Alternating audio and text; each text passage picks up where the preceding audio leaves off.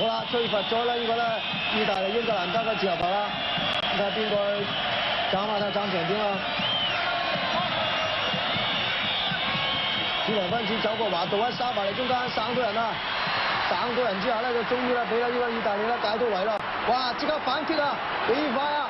又斬咗直線，巴超好啊！巴超去唔去到啊？去到啊！俾斯連馬追佢，可惜我最後一撞甩咗，俾斯路頓咧將個波接住，即刻揼翻出嚟，入咗一球波之後咧，大家雙方咧就更加快啦。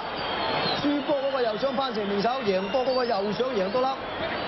35分鐘嘅下半場，紀錄咧仍然咧仲係1-0。意大利咧暫時一球波咧佔先。而家咧打得放啲咯喎，史提芬咧就一個斜線咧俾佢嚟左手邊出到啊，後出。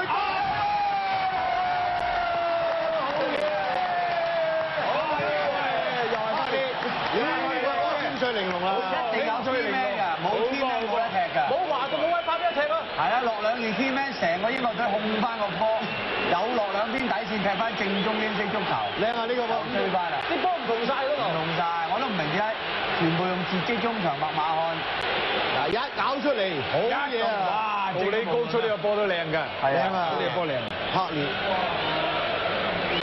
好嘢柏列第三球啊！今屆世界盃嘅第3個入球啦，柏列，一出入法啦，一撞，啊呢啲真係一流波，兩球靚波都係佢喎，近似上角入網啊！選話最靚入球都，杜里高出得靚啊！佢都有大機會真係。呢個金球得唔得啊？金球，真係好靚呢個波啊！組織靚，頂得靚，出得靚，走前柱位又頂翻前柱，龍門完全冇反應。